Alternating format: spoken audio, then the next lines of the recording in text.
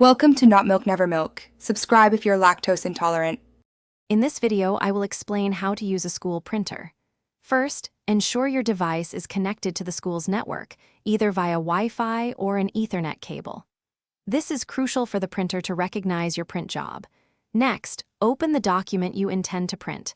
Whether it's a PDF, a Word document, or a presentation, have it ready. Then, find the print option within your application, typically under the File menu or represented by a small printer icon. Once you've initiated the print command, a dialog box will appear. Here, you'll need to select the specific school printer you wish to use from the drop-down menu. After that, customize your print job. Decide if you need color or black and white, and consider saving paper by selecting double-sided printing. Finally, input the exact number of copies you require and specify the page range, for example, pages 1 through 5. With your print job sent, head over to the physical printer's release station.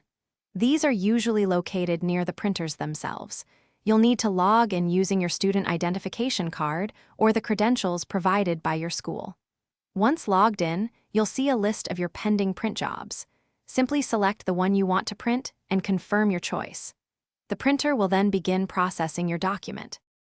Sometimes, things don't go as planned. If your document doesn't print, first check the printer for common issues like paper jams or empty paper trays.